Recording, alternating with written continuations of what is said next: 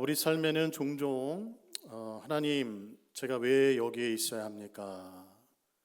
그렇게 묻게 되는 바벨론과 같은 시간이 있습니다. 여기서 이 바벨론이라는 것은 오늘 본문 속 이스라엘 백성들이 나라를 잃고 끌려가서 모든 것을 빼앗긴 채 살았던 그 원수의 땅, 절망적인 포로 생활의 현장을 상징합니다. 그들에게 있어서 바벨론은 가장 있기 싫은 곳이었습니다. 고통스러운 감옥 그 자체였습니다. 벗어나고 싶은 현장이 바로 바벨론이었습니다. 우리도 살면서 이와 비슷한 영적인 바벨론에 갇힐 때가 있습니다. 그것은 정말로 그만두고 싶은 직장일 수도 있고요, 끝이 보이지 않는 질병이나 재정적인 어려움일 수도 있습니다. 어쩌면 깨어진 가정이야, 또는 고통스러운 인간관계, 또는 지금 출석하고 있는 교회나 내가 맡고 있는 직분이나 섬김일 수도 있습니다. 이제 그만두고 싶다, 이제 좀 자유롭고 싶다. 여러분, 우리는 그 자리가 빨리 끝나기만을 바라면서, 그래, 이것만 끝나면 진짜 내 인생이 시작될 거다, 여기를 떠나면 좀 행복해질 수 있을 거야, 그렇게 생각합니다. 우리의 삶을 잠시 정지시켜둔 채 탈출만을 꿈꾸기도 합니다. 오늘 본문 속 이스라엘 백성들이 정확히 그랬습니다. 그들은 모든 것을 빼앗겨서 원수의 땅 바벨론의 포로로 끌려와 있었습니다. 그들의 유일한 소망은 바벨론이 망하고 고국이 회복되어서 이제 빨리 고향에 돌아가는 것이었습니다. 바로 그때 그들에게 두 종류의 메시지가 들려오기 시작합니다. 하나는 너무나 달콤하고 희망적인 소식이었고, 다른 하나는 너무나 절망적이고 기가 막힌 소식이었습니다. 오늘 우리는 이 두 메시지를 비교하면서 우리가 고통이라고 부르는, 고난이라고 부르는, 우리가 잊기 싫다고 말하는 바벨론을 향한 하나님의 진짜 계획이 무엇인지, 그리고 우리는 그곳에서 어떻게 살아야 하는지에 대해서 함께 나누고자 합니다. 자, 1절 말씀을 보시면 예레미야가 예루살렘에서 이 바벨론에 있는 포로들에게 편지를 보냅니다. 자, 이 편지가 왜 필요했을까요? 당시 포로들 사이에 뜨겁게 달구었던 영적인 전쟁이 있었습니다. 그 전쟁의 핵심은 포로 기간에 대한 논쟁이었습니다. 바벨론에 끌려간 포로들 사이에서 우리의 포로 생활이 금방 끝날 것이다 라는 그러한 소식과, 아니다, 70년이나 지속될 것이다, 그런 이야기가 돌고 있었습니다. 자, 포로 생활이 금방 끝날 것이다 라는 소식을 듣는 이스라엘 백성들, 포로 생활을 하는 이스라엘의 사람들이 흥분된 그런 마음을 감출 수가 없는 것이죠. 자, 왜 그런가? 이 예루살렘과 바벨론 가운데서 거짓 선지자들이 이 포로 생활이 짧게 끝날 것이다 예언하는 것을 들은 사람들은 마음이 들떴습니다. 그 대표자가 하나냐라는 선지자였습니다. 예레미야 28장을 보면 이 하나냐가 백성들 앞에서 어떻게 외치는가? 우리 28장 2절 3절 말씀 한번 같이 읽어보겠습니다. 한번 읽어볼까요? 시작. 만군의 여호와 이스라엘의 하나님이 이같이 일러 말씀하시기를, 내가 바벨론의 왕의 멍에를 꺾었느니라.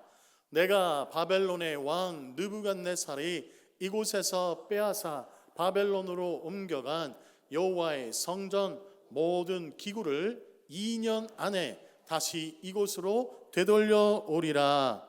여러분, 하나냐 선지자가 이런 이야기를 했다는 것이죠. 하나님께서 나에게 말씀하셨는데 바벨론 왕이 멍에를 하나님께서 꺾으셨다. 이제 2년이 지나면 이 바벨론에 있는 모든 포로들, 성전 기구들 다 예루살렘으로 돌아가게 될 것이다. 여러분, 이 예언을 들었을 때 백성의 마음이 어땠을까요? 기쁘죠. 열광했을 겁니다.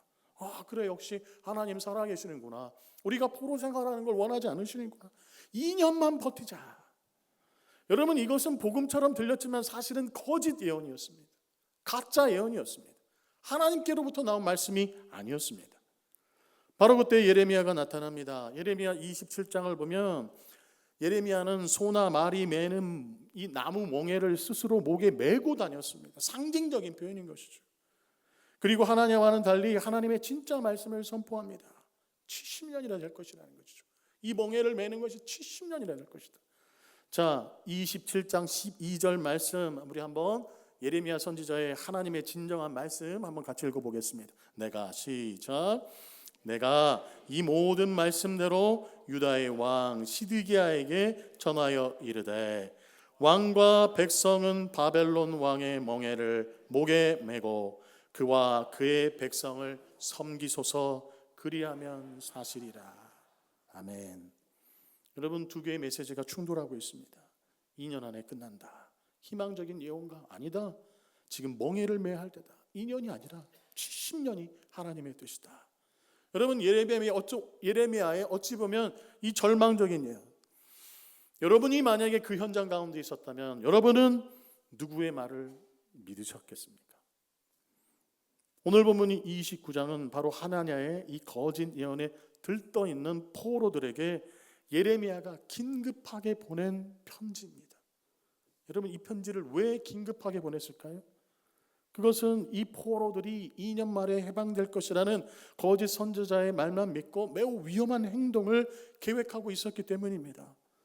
당시 바벨론 제국은 제국답게 여러 나라들을 정복하고 있었고요. 그 정복을 당한 피정복 국가들 사이에서는 끊임없이 바벨론을 무너뜨리려는 그런 반란 모의가 일어나고 있었습니다. 실제로 그래서 그런 일들이 일어나니까 자칫하다가는 바벨론이 망할 수도 있겠네, 이런 분위기가 있었던 것이죠. 하나냐가 그런 관점에서 예언을 하는 것입니다. 포로로 잡혀간 사람들이 바벨론에 몰래 모여서 이야기를 나누는 것이죠. 야, 지금 바벨론 왕이 이 여러 가지 반란들을 제압하느라 정신이 없고 하나냐 선지자는 2년 안에 해방된다고 예언을 했으니까 우리가 몰래 다른 나라들과 힘을 합쳐서 반역을 일으키자. 우리 내부에서 흔들면 하나님이 약속하신 그 해방이 더 빨리 올 것이다. 그렇게 생각한 겁니다. 여러분, 어떻습니까? 좋은 작전 같습니까? 좋은 전략 같습니까? 그런데 여러분, 포로가 주둔 국가에 반란을 일으킨다는 것은 자살행위나 다름없었습니다. 성공을 한다면 모르지만 만약에 이 반란에 실패한다면 바벨론은 그 포로들을 잔인하게 학살하고 그들이 속한 공동체, 이스라엘의 모든 공동체를 완전히 멸절시켜 버릴 것이 분명했습니다. 그리고 결정적인 것은 이것은 하나님의 뜻이 아니었습니다. 하나님은 바벨론 가운데서 이스라엘 공동체가 살아남고 번성하기를 원하셨는데 자칫하다가는 완전히 멸절될 수 있는 상황이 벌어지고 있는 것입니다. 따라서 예레미야의 이 편지는 단순히 70년을 기다려야 된다라는 메시지를 전하기 위함이 아니었습니다. 거짓 희망에 속아서 어리석은 반역을 꾀하면 너희 공동체 전체가 몰살당한다. 지금 당장 그 위험한 계획, 그 위험한 행동을 멈추라고 경고하는 그들의 생존이 걸린 긴급한 예언자적인 신탁이었습니다. 쉬운 말로 하자면 하나님이 지금 엄중하게 경고하시는 겁니다. 긴급하게 명령하시는 겁니다. 당장 멈추라고. 그렇지 않으면 너희가 몰살당할 수 있다. 여러분, 하나님께서는 이 편지를 통해서 당신의 백성들이 70년이라는 하나님의 때, 하나님의 뜻이 아니라 2년이라는 인간적인 계산, 정치적인 계산, 인간적인 방법, 반역이라는 폭력, 반역이라는 인간적인 방법에 의지해서 구원을 얻으려 하는 그 어리석은 시도를 막으신 것입니다. 그렇다면 여러분, 하냐냐 같은 거짓 선지자들이 곧 고향으로 돌아갈 짐을 싸라, 이제 2년 안에 회복될 것이다, 그렇게 외칠 때 진짜 하나님의 말씀은 무엇이었을까요? 우리 5절과 6절의 말씀을 한번 같이 읽어보도록 하겠습니다. 자, 함께 읽겠습니다. 너희는 시작. 너희는 그 열매를 먹으라. 아내를 맞이하여 자녀를 낳으며 너희 아들이 아내를 맞이하며 너희 딸이 남편을 맞아 그들로 자녀를 낳게 하여 너희가 거기에서 번성하고 줄어들지 아니하게 하라. 아멘. 번성하고 줄어들지 아니하게 하라. 실수해서 멸절당하는 것이 아니라 번성하고 줄어들지 않게 하라. 여러분, 그런데 여러분, 이 명령은 이 이스라엘 포로로 끌려가 있는 이스라엘 백성들한테 정말 청천벽력과 같은 말씀인 것입니다. 하나님께서 곧 회복된다, 그러니까 짐을 싸라 라고 말씀하시는 것이 아니라 오랜 시간을 두고 튼튼한 집을 지으라는 겁니다. 곧 떠날 것이니까 아무것도 하지 말라라고 말씀하시는 것이 아니라 떠날 날이 멀기 때문에 텃밭을 만들고 거기서 나오는 열매를 먹으라고 말씀하십니다. 여기서 인생 낭비를 하지 말아라. 이 땅에서 곧 떠날 거니까 여기에서 인생 낭비하는 것이 아니라 하나님께서 뭐라고 말씀하십니까? 결혼해라. 사람을 만나서 결혼하고 그리고 그 자녀가 아이를 낳고 그 자녀가 또 가정을 꾸릴 수 있도록 사람을 만나고 그렇게 시간을 들이고 공을 들여서 번성하라고 하시는 겁니다. 여러분, 이것이 무슨 뜻입니까? 너희의 바벨론 생활이 짧게 끝나지 않을 거야. 포로 생활이 70년이라는 긴 시간이 될 것이다. 세대를 거쳐가는 긴 시간이 될 것이다. 그 70년이 나의 뜻이다. 2년이 나의 뜻이 아니다. 그러니까 너희는 아무것도 안 하면서 떠날 생각하느라고 모든 것을 손 놓고 있는 것이 아니라 그렇게 너희의 삶을 방치하지 말아라. 여러분, 그런 말씀으로 하나님이 이런 명령을 내리시는 겁니다. 여러분, 얼마나 사실 끔찍합니까? 포로 생활을 하는데, 자유가 없는 생활을 하는데 70년을 포로 생활을 해라? 여러분, 이거 참 절망적인 메시지 아닙니까? 그만 삶을 포기해라, 그런 뜻 아닐까요? 아니었습니다. 우리 하나님께서는 너의 삶을 멈추지 말라 라는 그런 희망적인 예언이죠. 난민으로 살더라도 번성하라. 난민처럼 그러한 삶을 사는 것처럼 자유가 없고 어떻게 하면 이 자리에서 벗어날 수 있을까? 매일같이 그런 생각이 떠오르더라도, 그렇게 난민처럼 살더라도, 노예처럼 살더라도 번성하라. 여러분, 그것이 하나님의 뜻이었습니다. 여러분, 한번 생각해 보십시오. 번성하려면 뭐가 필요합니까? 하나님의 은혜도 필요하지만 시간이 필요합니다. 시간도 필요해야 되고 우리의 노력도 필요합니다. 시간을 들이고 노력을 들여서 그렇게 그곳에서 잘 살아가라. 하나님 그런 명령을 내리시는 겁니다. 우리 하나님은 우리가 이 고통의 시간을 그저 버티는 시간, 마냥 기다려야 하는 시간 정도로 낭비하기를 원하지 않으셨습니다. 시간을 들여서, 공을 들여서 번성하라. 하나님은 우리가 바로 그 고통의 자리, 그 절망의 바벨론에서 다시 삶의 뿌리를 내리시기를 원하셨던 것입니다. 여러분, 그렇다면 왜 하나님께서 굳이 이스라엘을 이 바벨론이라는 원수의 땅, 우상의 땅, 불의의 땅에 그토록 오래 두셨을까요? 이유가 있었습니다. 하나님께는 목적이 있었습니다. 바벨론, 이스라엘 백성들이 다시는 우상 숭배에 빠지지 않도록 영적 면역력을 기르는 훈련소였다는 겁니다. 여러분, 이스라엘이 왜 망했습니까? 우상 숭배가 가장 큰 이유였죠. 그 우상 숭배에 다시는 빠지지 않게 하시는 훈련소였다라는 겁니다. 남은 자들을 통해서 훈련을 시키시고 다시 이 땅 가운데 돌아왔을 때 다시는 우상 숭배에 빠지지 않도록 훈련시키시는 그 훈련 장소가 70년 바벨론이었다라는 것입니다. 여러분, 이스라엘 백성이 바벨론에서 영적 면역력을 키울 수밖에 없었던 이유가 있었습니다. 첫째는요, 그들은 그곳에서 가짜 우상들, 짝퉁 우상들의 본질을 깨달을 것입니다. 이스라엘 백성은 가나안 땅에 살 때에, 약속의 땅에 살 때에 주변 민족들의 우상의 유혹에 쉽게 빠져넘어갔습니다. 바알이나 아세라의 우상에 생각보다 너무 쉽게 빠져들어갔습니다. 여러분, 왜 그런가? 이 우상들은요, 마치 우리 동네에 있는 편의점 같은 곳입니다. 작지만 유혹적인, 매혹적인, 작지만 편리한 곳이었습니다. 우상에게 절하면 농사가 잘 될 거야. 우상한테 절하면 비가 올 거야. 이 신에게 기도하면 당장 돈이 생기고 이 신한테 기도하면 병이 나을 거야. 여러분, 이스라엘은 그 달콤하고 쉬운, 손쉽게 접할 수 있는 그 우상의 유혹에 푹 빠져버린 겁니다. 익숙해져 버린 것입니다. 그런데 여러분, 바벨론은 또 완전히 달랐습니다. 바벨론은요, 그런 작은 편의점 같은 곳이 아니었습니다. 우상의 본고장이자 전 세계 우상들의 박람회장 같은 곳이었습니다. 포로들은 매일 거대하고 화려한 바벨론의 우상들, 마르둑 신의 신정과 국가의 권력이 총동원된 바벨론의 우상들을 보며 살아야 했습니다. 이 극단적인 상황 속에서 이스라엘이 점점 깨달아가는 것이죠. 우리가 예전에 가나안 땅에서 섬기던 우상들, 약속의 땅에서 섬기던 우상들도, 지금 우리가 끌려와서 보고 있는 이 거대한 바벨론의 우상들도 결국에는 하나님 앞에서 아무런 힘이 없는 가짜에 불과하구나, 짝퉁이구나. 여러분, 이스라엘 백성들은요, 자신들이 섬기던 그 동네에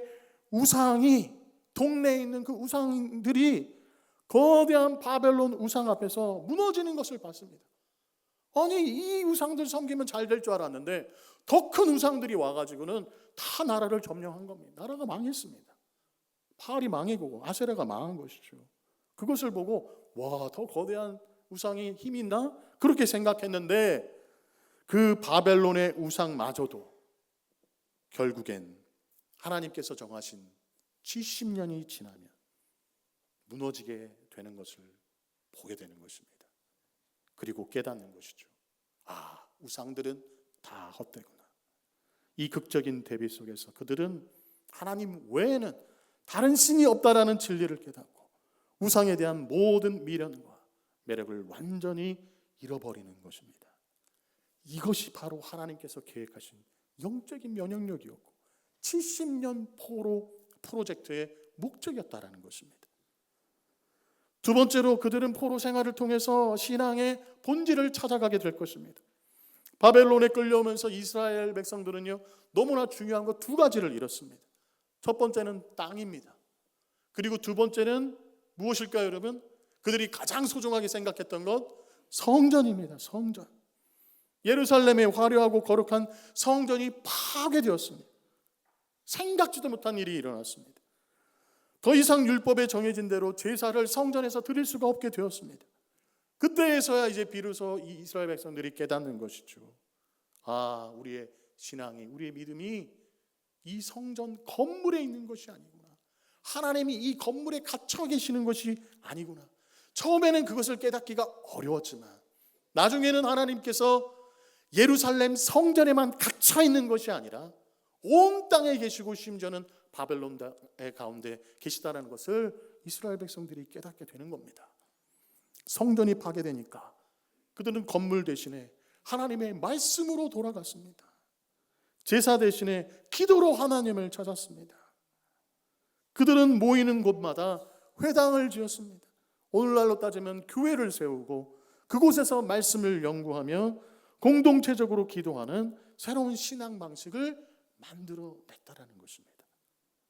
여러분, 이 포로기라는 것은 이스라엘 백성에게 있어서 가장 비참한 고난의 시기였지만 동시에 신앙의 거품이 거치고 말씀과 기도로 돌아가는 가장 순수한 영적 갱신이 일어난 시기였습니다. 이처럼 우리 하나님께서 오늘 저와 여러분이 겪는 수많은 바벨론들을 통해서 우리의 연약함을 깨닫고 세상을 의지하는 마음을 버리게 하시며 오직 하나님만을 신뢰하는 강력한 영적인 면역력을 키우기를 원하십니다. 여러분, 이 사실을 믿을 수 있기를 바랍니다. 그렇다면 우리의 고난이 새롭게 보이게 될 것입니다. 그런데 여러분, 그 땅에 뿌리를 내리라는 명령보다 더 충격적이고 더 급진적인 명령이 7절에 나옵니다. 자, 우리 7절 말씀 한번 같이 우리 큰 소리로 한번 읽어보겠습니다. 너희는 시작.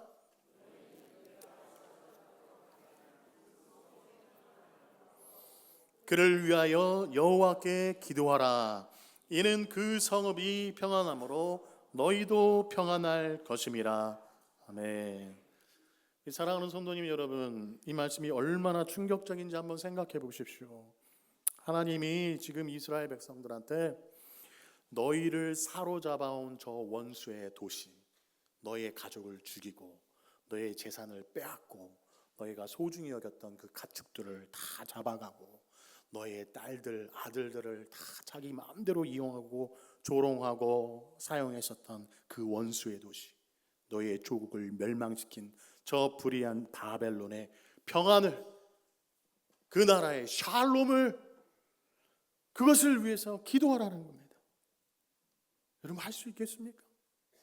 이것은 마치 일제 강점기에 여러분의 가족들이 이 일제에 다 끌려가고 비참한 죽음을 당하고 여러분의 재산을 다 빼앗긴 그 일본의 일제 강점기 시대의 그 일본의 평안을 위해서 기도하라. 여러분, 그런 말과 다른 바가 없는 것입니다.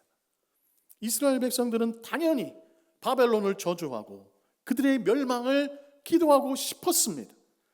그런데 하나님께서는 오히려 그들을 축복하라고 말씀하십니다. 여러분, 왜 그럴까요? 이 이해하기 어려운 명령 속에 하나님께서 우리에게 원하시는 중요한 목적이 담겨 있는 것입니다. 이스라엘 백성들이 바벨론에서 그토록 원했던 것 무엇입니까? 우리나라, 즉 이스라엘 나라의 정치적인 회복이었습니다.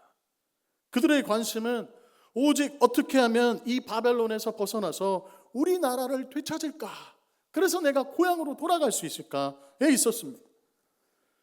이 모습은 그런데 여러분, 놀랍게도 수백 년 후에 예수님의 제자들에게도 똑같이 나타납니다.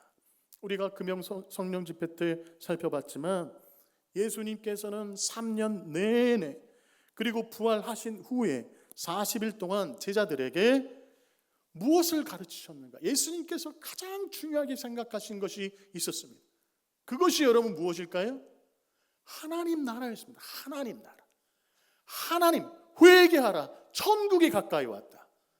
하나님 나라가 가까이 왔다라는 겁니다. 죽어서 가는 천국이 아니라 하나님이 왕으로 통치하시는 나라가 가까이 왔다. 세례 요한도 외쳤지만 예수님도 그렇게 외치셨습니다. 하나님 나라가 가까이 왔다.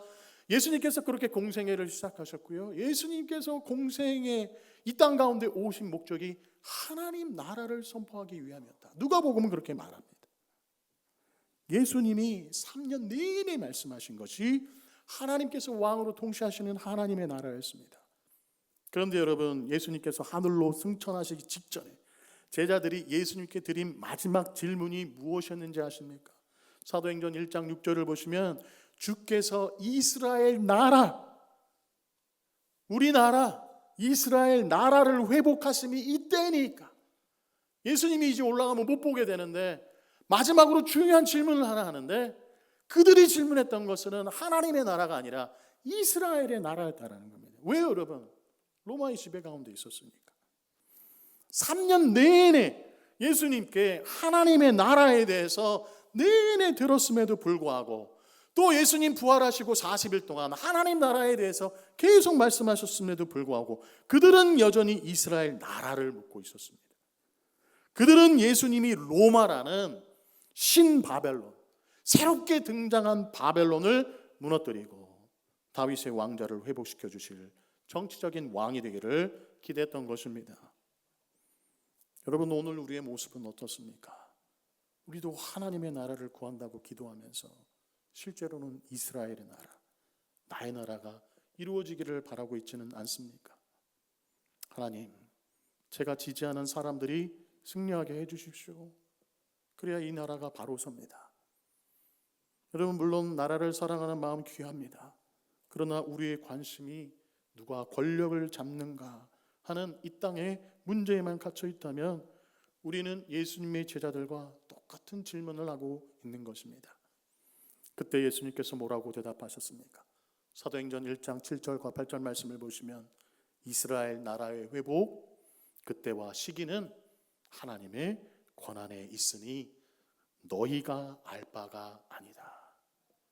너희의 주된 관심사로 이스라엘 나라의 회복을 삼지 말라라는 것입니다.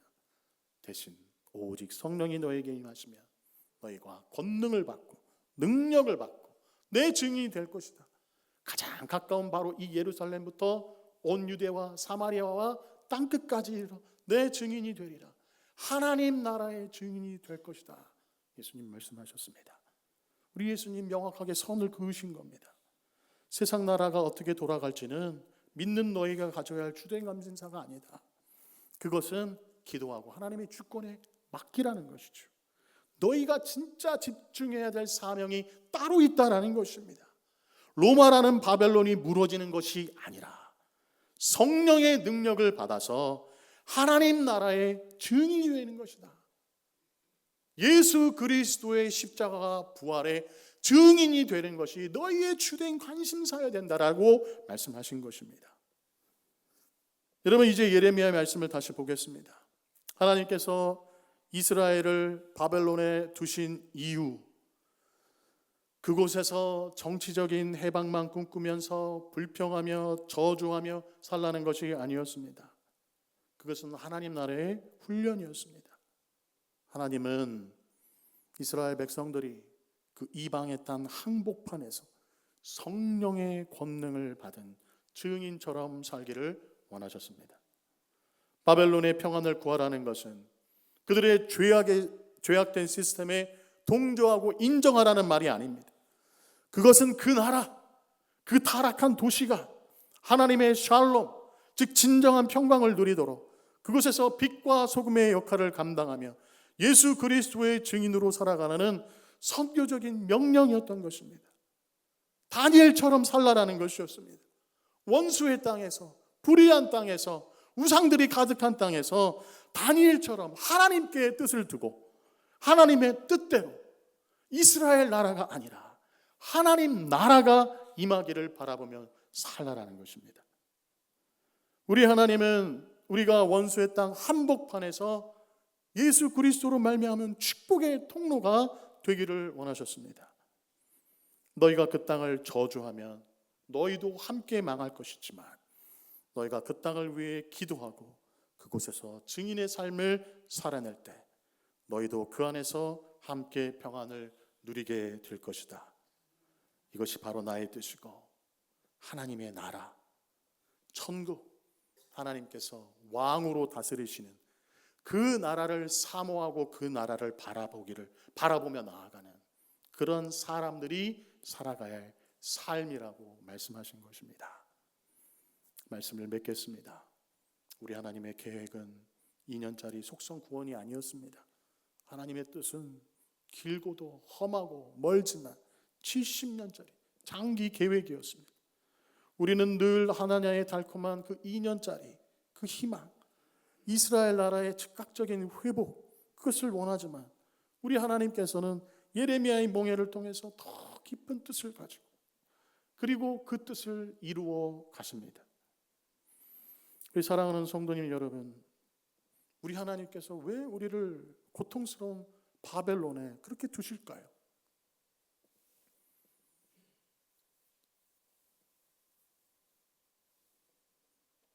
왜 벗어나고 싶은데 벗어나지 말고 거기서 버티고 번성하라고 말씀하실까요?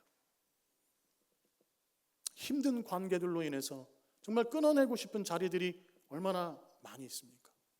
그런데 하나님께서 버티라고 말씀하십니다. 저도 한번 생각해 보면 제 인생 가운데 제가 청년 때 이상하게 제 모교회를 그렇게 떠나가고 싶었습니다. 왠지 좀 다른 교회도 좀 가보고 싶고 또 여러 가지 지우고 싶은 일들도 있고 떠나고 싶은데 그게 마음대로 안 되는 것이죠. 하나님의 이유가 있으셨겠죠. 그래서 결국에는 사역을 시작하게 되면서 나가게 되었는데 여러분 그러한 일들이 우리 삶 가운데 얼마나 많이 있습니까? 왜 우리를 고통스러운 이 바벨론 가운데서 빨리 해방시켜 주시지, 나가게 해 주시지, 왜 그곳에서 번성하라고 시간을 들여 노력하면서 그렇게 살라고 하실까요? 여러분 우리가 죄를 많이 지어서 우리를 벌하시기 위해서 우리 하나님이 그 고통스러운 바벨론에 두시는 것이 아닙니다. 첫 번째는요, 우리 하나님은 우리가 바벨론에 뿌리 내려 살아감으로 인해서 고난 속에서도 삶을 일구어내는, 하나님 때문에 삶을 일구어내는 그런 영적인 면역력을 기르시기를 원하십니다. 어디에서도 하나님의 뜻이라면 내 뜻을 버리고 그곳에서 머물 수 있는, 그곳에서 번성할 수 있는, 시간을 들이고 노력할 수 있는 그 영적인 면역력을 우리가 갖기를 원하십니다.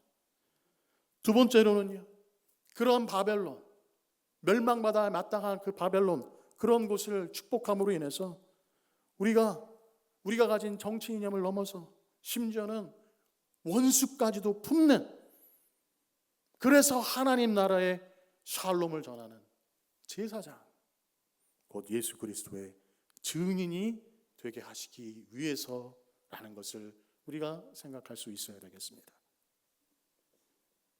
여러분 이게 어떻게 가능할까요?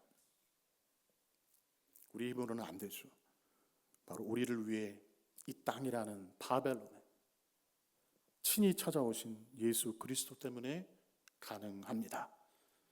예수님은 십자가에서 늘 배신하고 늘 배반하고 늘 죄를 짓는 우리를 저주하지 않으시고 도리어 우리를 위해 기도하시며 자신의 생명을 내어주심으로 우리에게 참된 샬롬과 생명을 주셨습니다.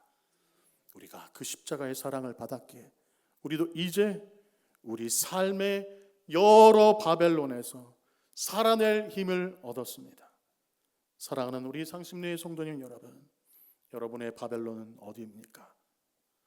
더 이상 그곳에서 일시정지 버튼을 누른 채 떠날 날만을 세면서 그렇게 기다리지 마십시오. 난민처럼 노예처럼 처절하게 살더라도 하나님의 뜻이 그곳에서 머무는 것이라면, 하나님 나라가 임하는 것이 여러분이 바라보고 싶은 그러한 믿음의 고백이라면 하나님의 뜻에 순종하여서 번성하면서 살아가시기를 바랍니다. 오늘 그 자리에 집을 짓고 텃밭을 가꾸십시오. 그리고 여러분을 힘들게 하는 그 도시와 그 나라와 그 사람들을 위해서 기도하시기를 바랍니다. 그곳에서 하나님 나라의 증인으로, 예수 그리스도의 증인으로 살아갈 때 하나님께서 마침내 우리의 모든 멍에를 꺾으시고 참된 회복의 날을 주실 줄로 믿습니다. 기도하겠습니다.